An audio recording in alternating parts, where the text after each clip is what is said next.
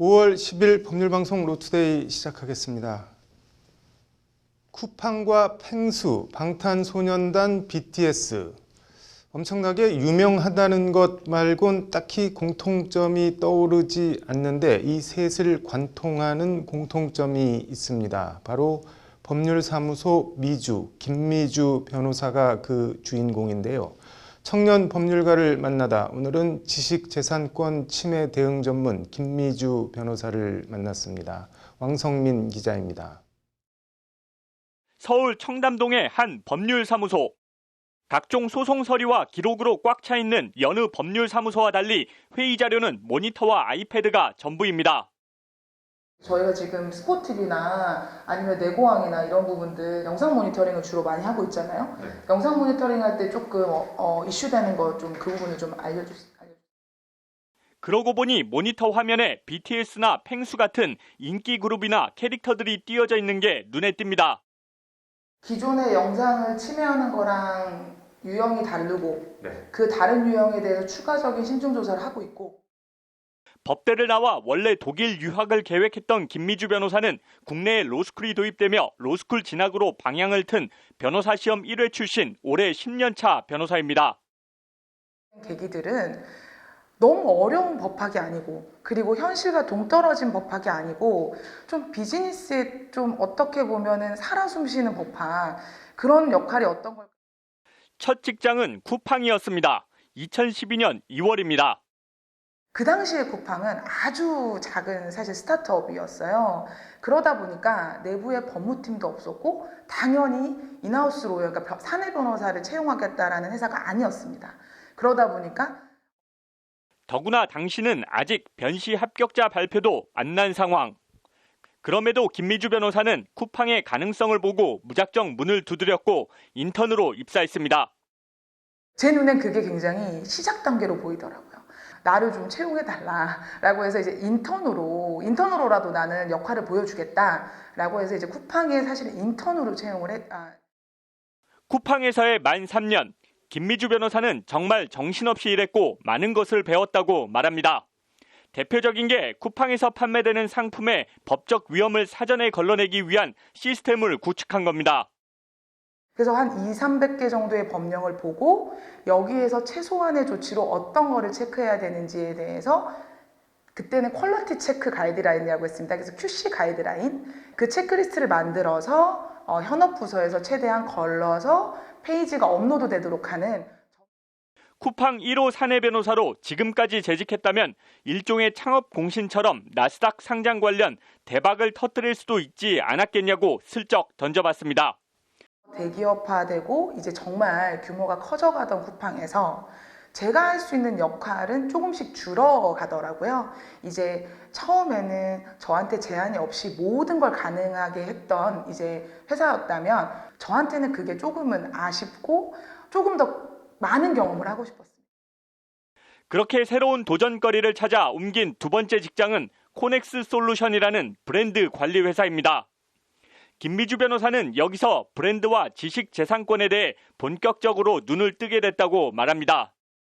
그 어떤 가면을 쓰고 위조품을 팔아서 소비자에게 어떠한 그 피해를 발생하는 행위에 대해서 사전에 굉장히 많이 차단해야 되겠구나. 그래서 그런 부분들에 대해서 제가 눈을 뜨게 됐고 이제 그때부터 상표권이나 저작권 침해 상품, 이른바 짝퉁은 단순히 특정 기업에 국한되는 문제가 아니라 해당 시장 자체에 심대한 악영향을 미친다고 김 변호사는 강조합니다. 이슈들을 대응하고 그다음에 소송을 하게 되고 그래서 이렇게 하다 보니 정말 이 문제가 심각하구나. 이렇게 되면 건실한 브랜드사 그리고 진짜 아주 성실하게 브랜드를 키워내고 좋은 제품을 판매하는 이러한 국내의 중소기업들이 많이 무너지겠구나라는 생각을 하게 됐습니다. 이런 준비 기간들과 문제의식 위에 김미주 변호사는 지난 2017년 7월 지식재산권 침해 대응을 전문으로 하는 법률사무소를 세워 대표 변호사에 취임합니다. 법률사무소 이름은 자신의 이름을 딴 법률사무소 미주입니다. 꼭 나만의 분야를 가진 변호사가 되고 싶다. 김미주 변호사라고 하면 김미주 변호사는 어떤 일을 하는 변호사라고 하는 그 네임이 가지고 싶었습니다. 그래서 어떻게 보면 남들 다 가는 길이 아닌 이제 새로운 길을 좀 개척하면서 나아가겠다라고. 김미주 변호사는 지재권 침해 상품을 만들어 파는 사람들은 물론 그런 침해 상품들이 유통되는 플랫폼들도 침해 상품의 해악에 대해 잘 몰라서 무심한 건지 의도적으로 무심한 건지 모르겠다고 목소리를 높입니다. 저희가 볼 때는 침해예요. 그러니까 이건 그냥 팽수를 따라한 제품이에요. 근데 그거에 대해서 판단을 해야 될 중립적인 제3자들이 사실 그들도 침해자들 편에 쓸 때가 있습니다. 왜냐하면 판매되는 게 자기네들의 수익이잖아요. 그러다 보니까 이거는 제가 김미주 변호사는 그러면서 지재권 침해 대응은 발생 초기부터 통합적으로 대응하는 게 무엇보다 중요하다고 거듭 강조합니다.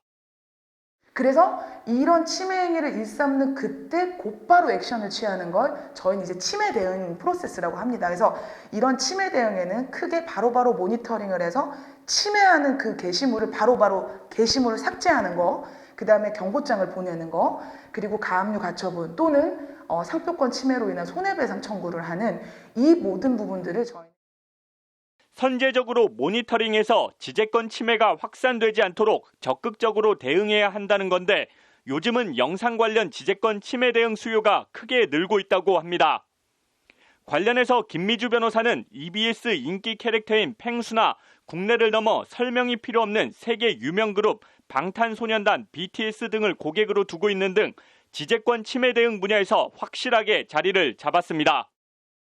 영상 콘텐츠, 이 영상 콘텐츠의 침해가 굉장히 많이 일어나고 있거든요. 이런 영상 콘텐츠에서 어떻게 하면 효과적으로 침해 대응을 많이 할 수 있을까? 이 부분으로 또 시장을 넓혀 나가고 있고요. 이렇게 하고 싶은 것도 많고 벌려놓은 일도 많고 몸이 두 개여도 모자랄 것 같이 바빠 보이는 김미주 변호사. 그런 김 변호사가 올해 2월부턴 대한변협 제2법제이사라는 중책까지 떠안았습니다. 이 법안에 대한 어떠한 법조계의 의견을 이제 달라 그랬을 때 그 법안에 대한 검토 의견서를 이제 주로 쓰는 게 이제 법제이사의 이제 주 역할이고요.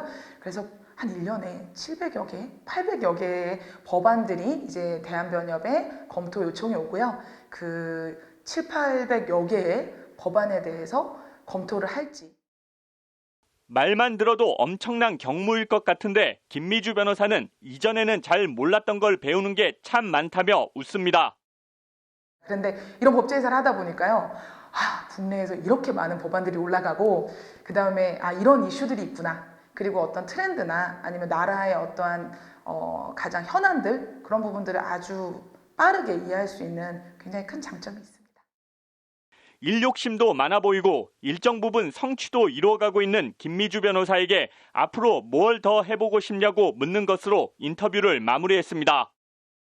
저만의 분야에서 변호사들이 하지 않았던 분야를 제가 조금 더 확대하고 넓혀 나가서 시장을 키워나가고 싶다라는 게 제 포부고요. 제가 하는 분야에서 계속 도태되거나 멈추지 않고요. 계속 앞으로 나가고 싶습니다. 법률방송 왕선민입니다. 서울 남부지법에서 열리고 있는 오토바이 지정차로제 위반 재판 제5차 공판이 오늘 오전 열렸는데요. 오늘 공판에선 검찰이 증거 자료로 제출한 현장 영상을 두고 검찰과 변호인이 날선 설전을 벌였습니다. 재판에 장한지 기자가 다녀왔습니다. 오토바이를 탄 경찰이 영등포구 노들길 4차로 가운데 1차로를 주행하는 영상입니다. 오토바이 지정차로제 위반 단속 당시를 재현해 찍은 경찰 영상을 검찰이 증거로 제출한 겁니다. 오토바이의 경우엔 바깥차로, 그러니까 3, 4차로로 운행해야 하는데 300m 이상 1차로로 달렸기 때문에 일시적인 추월 목적 주행이 아니고 지정차로제 위반이라는 취지의 영상입니다. 검찰은 의견서에서 경찰관인 단속 지점 6교 약 300m 앞에서부터 피고인의 오토바이가 1차로를 주행하고 있는 것을 봤다고 일관되게 진술하고 있다고 강조했습니다. 영상에서 확인되는 피고인의 위치도 경찰관의 진술과 부합한다는 것이 검찰의 설명입니다. 이에 대해 피고인 측 이호영 변호사는 해당 동영상 CD를 증거로 인정하는 데 동의할 수 없다고 강력하게 반발했습니다. 단속경찰관의 주장과 단속 자체를 인정할 수 없다고 소송을 낸 건데 단속경찰관의 주장을 그대로 찍어온 동영상을 어떻게 증거로 인정할 수 있냐는 취지의 반박입니다. 사실은 그 동어 반복에 불과한 거거든요. 지금 단속 경찰관의 한 말이 우리는 신빙성이 없다라는 주장을 했는데 그 단속 경찰관이 한 말을 그대로 동영상으로 재현을 한 다음에 이거 봐라, 이 영상에 보면 그대로 찍혀 있다, 이런 것이어서. 검찰은 그러나 피고인의 주행 행태, 도로 상황 등을 보면 피고인에게 앞지르기의 목적이 없었음이 분명히 확인된다고 거듭 강조했습니다. 이에 이호영 변호사는 실물 화상기에 한 장의 사진을 띄워놓고 검찰 주장을 재반박했습니다. 해당 사진은 단속 지점 수백 미터 앞 3차로 노면에 종합운동장 방면은 왼쪽 차로로 가라는 표시가 있습니다. 이와 관련 이호영 변호사는 해당 노면 표시는 종합운동장 방면으로 직진하려는 차량은 왼쪽 차로인 1, 2차로로 가야 한다는 표시라고 강조했습니다. 피고인은 이 사건 단속 지점 수백 미터 앞에 설치되어 있는 노면 표시에 따라 3차로에서 왼쪽 차로로 경로를 바꾼 것이라는 게 이 변호사의 설명입니다. 이는 안전표지의 지시에 따라 경로를 바꾼 정당한 주행으로 도로교통법 위반이 아니라는 취지의 항변입니다. 도로교통법 제5조는 도로를 통행하는 운전자는 교통안전시설이 표시하는 신호 또는 지시에 따라야 한다고 규정하고 있습니다.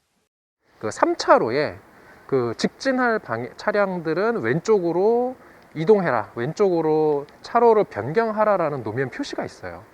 그럼 그 표시에 따라서 피고인이 왼쪽 차로로 들어간 걸 가지고 처벌하겠다라는 거기 때문에 이건 말이 안 된다. 검찰의 재현 영상과 변호인의 추가 주장 등 양측 의견을 청취한 재판부는 피고인 측도 현장 검증 영상을 찍어 제출할 것을 주문했습니다. 오토바이 지정차로제 위반 6차 공판은 다음 달 14일 오후 5시 20분에 서울 남부지법에서 열립니다. 법률방송 장하지입니다. 네, 일상생활에서 부딪힐 수 있는 생활법률 문제를 법제처 생활법령 정보와 함께 알아보는 알쏭달쏭 솔로몬의 판결. 오늘은 자동차 사고 보험 얘기 해보겠습니다. 박아름 기자, 오늘 뭐 어떤 상황인가요? 네, 그 삼수생인 정홍주 씨는 네. 여자친구를 만나기 위해서 아버지 몰래 아버지 차를 몰고 나갔다가 네. 본인 과실로 자동차 추돌 사고를 냈습니다. 네. 이 경우 미성년자도 아니고 네. 엄연한 성인인 아들이 네. 아버지 차를 몰다 낸 사고에 대해 아버지에게 배상 책임이 인정되는지 여부가 논란이 되는 상황입니다. 이게 뭐 관련 법은 어떻게 돼 있나요? 일단 자동차 손해배상보장법 제2조 제3호는 네. 자동차 보유자란 자동차의 소유자나 자동차를 사용할 권리가 있는 자로서 네. 자기를 위해 자동차를 운행하는 자를 말한다고 돼 있습니다. 네. 같은 법 3조는 네. 자동차 운행자가 사고를 냈을 경우 네. 손해배상 책임을 진다고 명시하고 있습니다. 네. 이 사안에서는 네. 아버지가 자동차 손해배상보장법에 따른 네. 자동차 소유자임은 그 의문의 여지가 없습니다. 네. 다만 핵심 쟁점은 네. 아버지를 손해배상 책임을 지는 그 자동차 운행자로 볼 수 있는지 여부입니다. 이게 뭐 관련 판례 같은 게 있나요? 이와 관련해 우리 대법원 판례에서는 네. 미성년자인 아들이 아버지 몰래 그 차량을 운전하다가 사고를 네. 냈을 경우엔 네. 자동차 운행자로서 아버지의 책임을 인정하고 있습니다. 네. 자동차의 소유자는 비록 제3자가 무단히 그 자동차를 운전하다가 사고를 내었다고 하더라도 네. 그 운행에 있어 소유자의 운행 지배와 운행 이익이 완전히 상실했다고 볼 특별한 사정이 없는 경우에는 네. 그 사고에 대해 자동차 손해배상보장법 제3조 소정의 운행자로서 책임을 부담해야 한다는 것이 대법원의 판시입니다. 네. 쉽게 말해 자동차에 대한 운행 네. 지배권을 가지고 있는 소유자가 네. 미성년자인 아들이 낸 사고에 대해서도 책임을 져야 한다는 취지의 판결입니다. 이 사건에서는 사고를 낸 아들이 미성년자가 아닌 성년인데 이 경우도 위 대법원 판례가 적용이 되는 건가요? 어떤가요? 성인인 아들은 네. 직접 자동차를 운전하다가 사고를 낸 가해자로서 네. 민법 제750조 불법 행위 책임에 따라 그 치료비 등 네. 인적 손해와 네. 피해 차량의 수리비 등 물적 손해까지 네. 피해자가 입은 모든 손해에 대한 배상 책임을 지게 됩니다. 네. 다만 그 책임을 네. 아버지가 대신 져야 하느냐 이게 문제인데 네. 위 대법원 판례의 취지에 따를 때 네. 이 사례의 경우에도 아버지에 대한 자동차에 대한 아버지의 자동차에 대한 운행자성을 상실하지 않는다고 보아서 피해자에게 치료비 등 인적 손해를 그 배상해야 한다는 것이 법제처의 유권 해석입니다. 네. 그 모든 자동차 운전자는 네. 의무적으로 책임보험에 가입을 해야 하는데 네. 일단 인적손해 관련해선 아버지는 보험회사에 사고 네. 발생 사실을 통지하고 네. 보험 처리를 요구한 뒤에 네. 보험금을 받을 수 있도록 하면 된다는 것이 법제처의 설명입니다. 이게 뭐 물적 피해나 책임보험을 넘어서는 피해에 대해서는 그럼 어떻게 해야 하나요? 물적 손해와 책임보험금의 그 법정 한도를 넘는 인적 손해에 대해서는 네. 성인인 아들이 손해배상 책임을 지고 네. 아버지가 당연히 이를 그 책임을 지는 것은 아니라고 법제처는 설명하고 있습니다. 네. 다만 요즘은 자동차 책임보험 외에도 네. 그 위와 같은 손해까지 보장받을 수 있는 이른바 임의보험에 가입하는 경우가 대부분이기 때문에 네. 이 사건에서도 아버지가 임의보험에 가입을 했다면 네. 아들을 위해 아버지가 그 피해자가 입은 네. 물적 피해에 대해서도 배상받을 수 있도록 보험 처리하면 된다고 법제처는 덧붙여 설명하고 있습니다. 네. 요약하면 성년 아들이 네. 아버지 몰래 차를 몰고 나갔다가 사고를 냈다면 인적 손해 책임 보험 한도 내에선 아버지가 책임을 지고 네. 책임보험금 범위를 넘어서는 부분에 네. 대해선 법적 책임은 없지만 네. 그 가입한 임의보험을 통해 대신 물어줄 수 있다는 것이 법제처의 설명입니다. 아버지가 아들의 무단 뭐 자동차 운행을 알았든 몰랐든 기본적인 배상 책임은 발생한다는 거네요. 네, 오늘 잘 들었습니다. 네, 이어서 법조계 소식 전해드리겠습니다. 문재인 대통령이 취임 4주년 기자회견에서 윤석열 전 검찰총장 관련 질의에 지금 유력한 차기 대선 주자로 인정되고 있기 때문에 아무 말도 하지 않는 것이 바람직할 것 같다고 말했습니다. 문재인 대통령은 이제 검찰은 청와대 권력을 별로 겁내지 않는 것 같다고도 말했습니다. 개인 빚을 회피할 목적으로 가족회사를 설립했다면 해당 법인의 채무이행 책임이 있다는 대법원 판결이 나왔습니다. 대법원은 회사와 채무자가 독립된 인격체라는 이유로 채무에 대한 책임을 추궁하지 못하면 정의와 형평에 반한다고 판시했습니다. 고용노동부가 정한 업무상 질병 기준에 미치지 못하는 시간을 근무했더라도 갑자기 업무가 늘어 스트레스가 심해졌다면 산업재해에 해당한다고 법원이 판결했습니다. 천대엽 대법관이 취임식에서 사법부 전체가 초심으로 돌아가 한마음으로 각자 소임을 다해야 한다고 강조했습니다.